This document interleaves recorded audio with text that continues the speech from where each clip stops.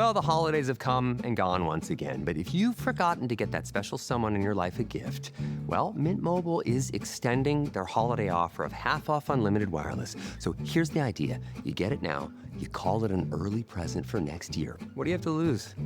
Give it a try at mintmobile.com/switch.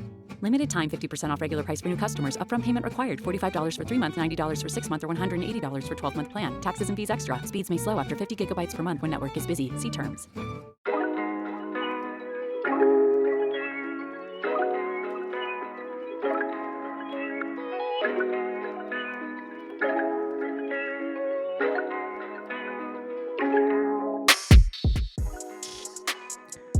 What's going on, y'all? This is your host, Will Cooper, coming back for the final Strut report for Field Note Fridays and the 2022 turkey season.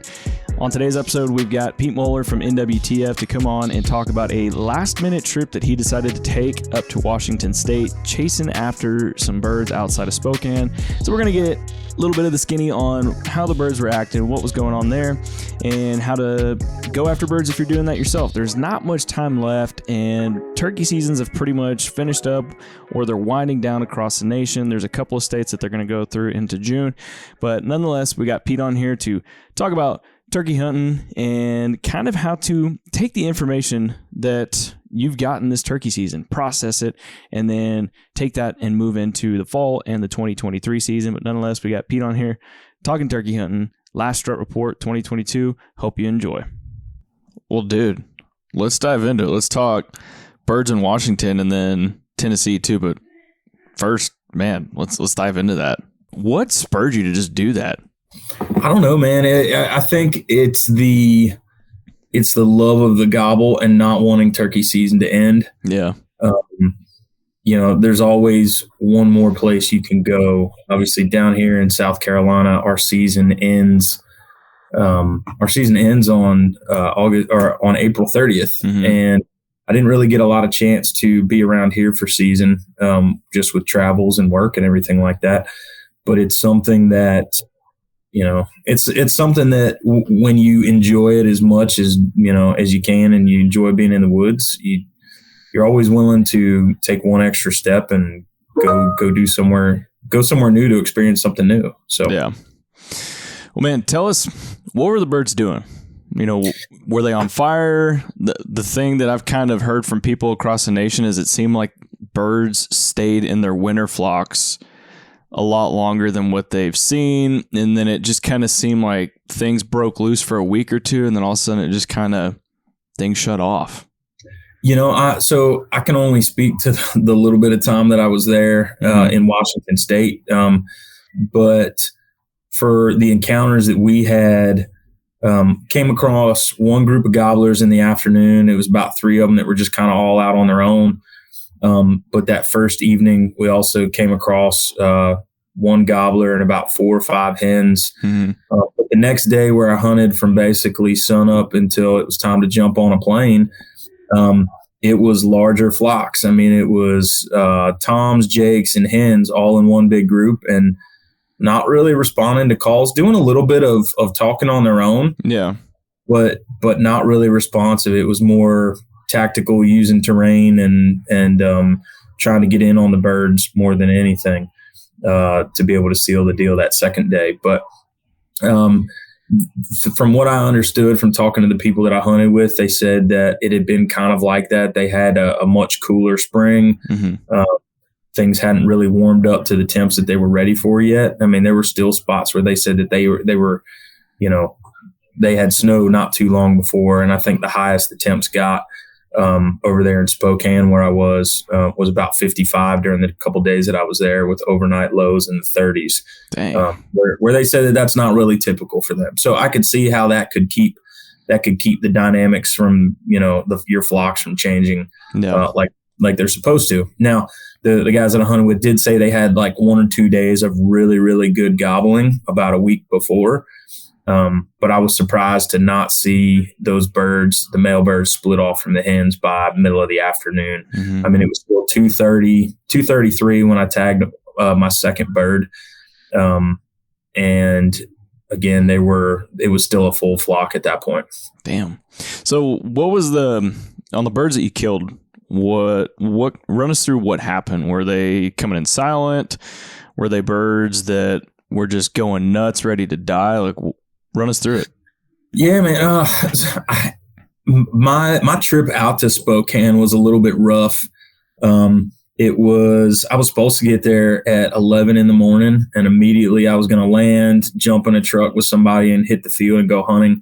We got diverted over to Kalispell because they said they closed down the Spokane airport, and they said that if we didn't stop and refuel, that we were going to run out of gas, which not ever a great feeling to hear when you're in the air. This was Delta? Yeah, this is Delta. No, I'll make a note of that. Yeah. But hey, they got us there. We stopped in Kalispell, refueled, but it meant that I didn't land until like 2:00 in Spokane. And so that got us a little bit behind the 8 ball. So we immediately headed to a farm and hit a high spot that just basically we were going to post up on. It was, I want to say that they told me it was a dairy farm or a cattle farm, that they said the birds kind of traveling between the pastures and over near the barns, but it's just kind of a big travel corridor for them. And that was actually where we busted the small group of toms. There were about 3 of them in there, and they did not respond to any calls, but we just sat down at the top of this logging road on this hill and called. And I think it was about 5:30. I'm not one for sitting still that long, but after a long day of travel, I was happy to just sit back and lean up against a pile of timber and nod off and take a nap. But finally, the guy that I was with, he looked back and he said, "Hey, we got birds working through." And, I think 2 or 3 hens were in the lead. They ended up coming through. The tom never made a sound, never gobbled once. The hens never really made much of any vocalizations until they got close. And then a little bit of putts, a little bit of clucks. But it was like they just didn't know what was going on. Something just didn't feel right to them. And luckily I was able to swing. But they were 10 yards away from us. We were waiting on the gobbler to try to pass and get in front. Dang. But I was able to turn and be able to get a shot on him. And then we didn't hear anything the whole rest of the day, even though that was an area that I was told was, pretty solid for gobblers. We did have one hen come through later in the day that just, Chatty Cathy just cutting nonstop as she just walked through the entire hillside there. Actually, and sometimes it's just fun to watch that. The second day we were on different flocks of birds all day long, but we just couldn't seem to get them to actually come to us. Even when the only tom in that group was fired up, we couldn't get any response or couldn't get any action of him coming to us. It was always more of that gobble that you get that's, "Hey, I'm over here. Come meet up with me," which is the normal way that things happen in nature. But finally it was getting to be later in the afternoon, and we had seen them working downhill, and we had tried to work all the way down to the bottom of the property and get to where we thought they would end up. They never showed up, so we started working uphill, and sure enough, they were in a small clearing at the top. We waited until they worked up over top of the back side of the hill and ended up then skirting all the way up to the top, and got busted by a couple of the hens, which caused one of the male birds to stick his head up, and luckily I was able to get a shot on him. But it was a little bit of luck, a little bit, again, using the terrain, knowing what the birds were doing, and then feeling comfortable in shooting abilities to take a shot at a bird that, that when you see when you see your male birds, when you see your toms, that the difference between them and a hen. And, so that was what I went off of and was able to, again, bag a second bird. And then again, we spent the rest of that afternoon collecting morels before I jumped on a plane at 7. But again, it was not really any, very, very little use of decoys. That second day, occasionally we would set them up, but there really was no reason to. It was mainly calling and trying to move around, but they had recently logged the property to where the birds had a pretty good view of you from a long distance out. So if you were going to sit, you had to be in a position to where they were going to have to come and get over a rise to be able to see if there was anything. Otherwise, if you were a long ways out, you probably would have needed a decoy just as a visual reference for them. Dang. Well, shoot, man. Yeah, it sounds like, I mean, obviously you were successful, but it sounds like it was kind of some tough hunting. You know, it was one of those things. I didn't really know what to expect when I booked it, but I've heard everybody say that Washington's just loaded with birds. And I can tell you that from driving around, we saw fields. As soon as you got out into the hills, you saw turkeys. And the other cool thing was just about anybody that we saw out there. And again, this is Washington State. I wasn't really sure what to expect walking around in camo, you know, in and around towns with some of the socio-political stuff that you hear. Yep. But anybody that when they heard I was there hunting turkeys, they're like, man, get rid of them. We hate them. They're everywhere. They're like roaches. And I'm like, this is the place that I need to be because, you know, don't tell me twice to go hunt turkeys. Dang. But there were birds in a lot of the fields, lots of strutters walking around. I mean, you could probably door knock and have some pretty decent success out there.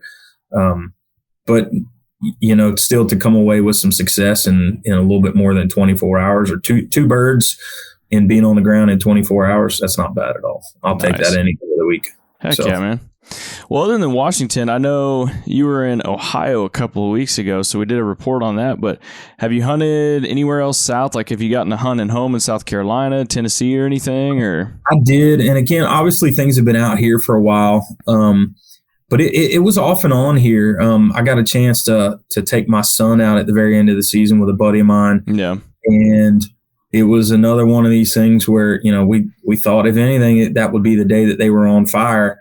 And we did not hear a peep other than getting close to a hen that we were pretty sure that she was on a nest. Yeah. And we think the reason that she started firing off and being a little bit more vocal was actually we caught a coyote running in between us and her. We tried to get a shot on it, but it didn't work. But we left her alone to where she'd hopefully calm down a little bit. But it was still not much vocalizations on that day, but then 2 days later, the very last day of the season, my buddy took out a first-time hunter onto that same property, and the birds were going crazy. And that was, you know, I want to say that was like May 10th was the closing part of the upper part of the state. Dang. So it's been a weird season where, you know, I started with some people in Florida and got a chance to be there for that, and birds fired up a whole lot more this year there. Obviously, we hunted together in Texas. Yep.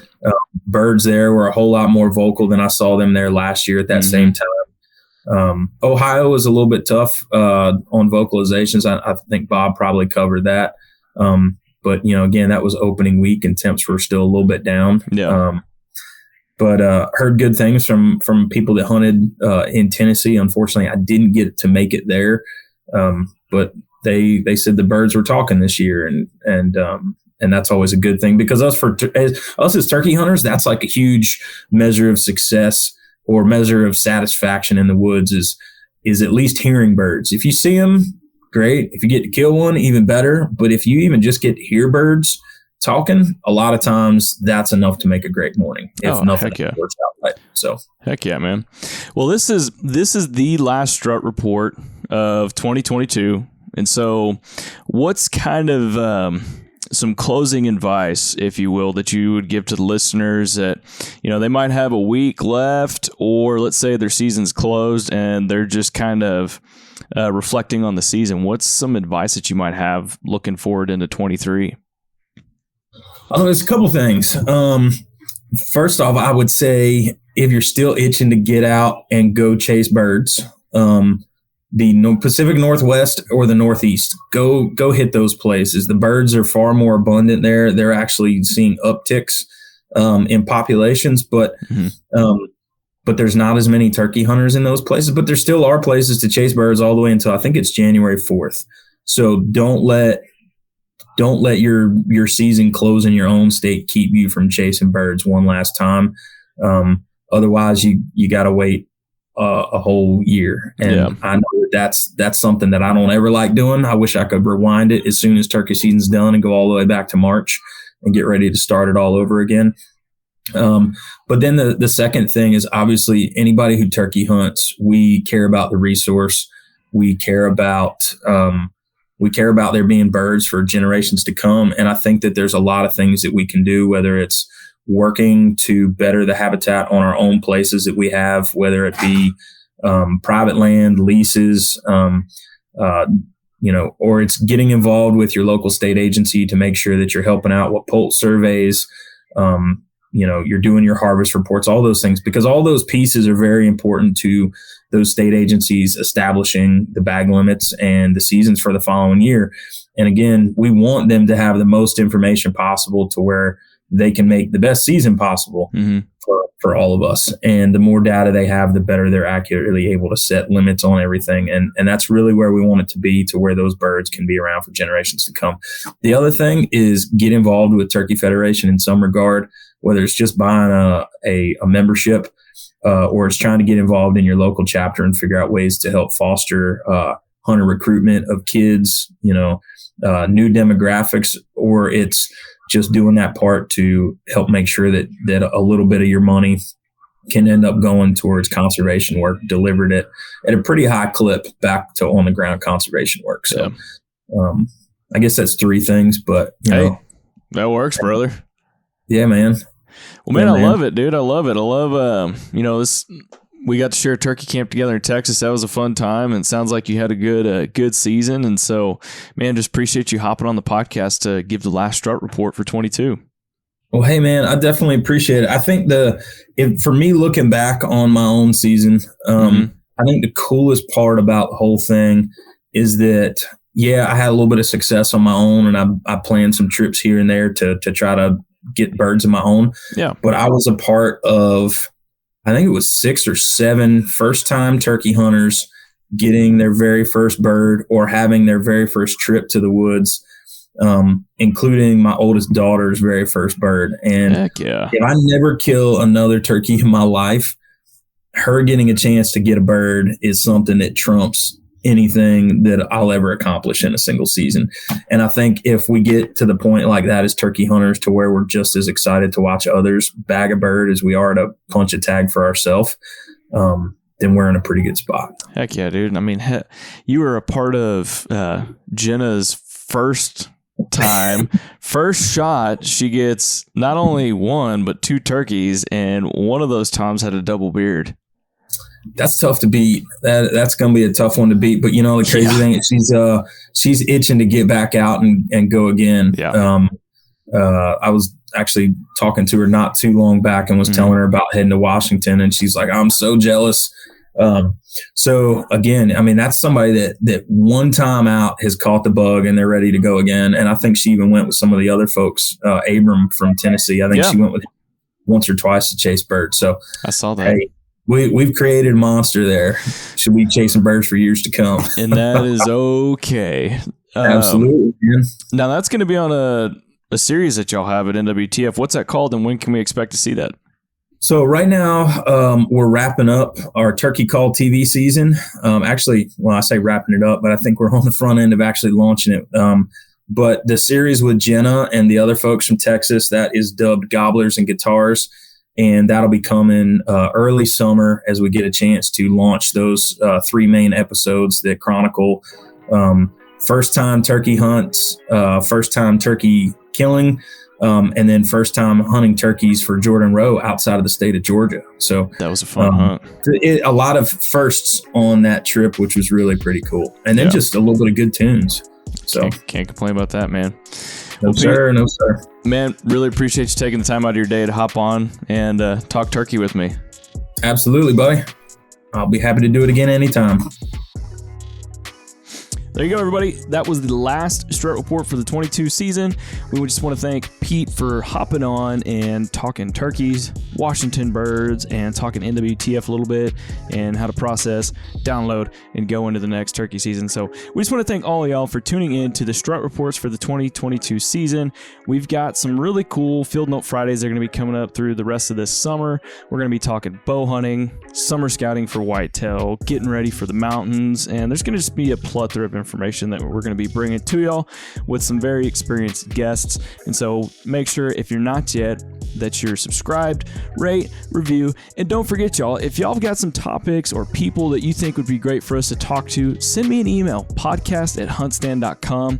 That way I know for sure that I hear your voice, because it's not always that we get to see everything that's on social media or YouTube, but at least I know that your voice is being heard if you send me an email again to podcast@huntstand.com. So again, we just want to thank y'all for tuning in to Field Note Fridays. We want to thank Worksharp Tools for supporting this, and we can't wait to bring y'all some more information. But nonetheless, thanks again, y'all, and we'll see you on the next one.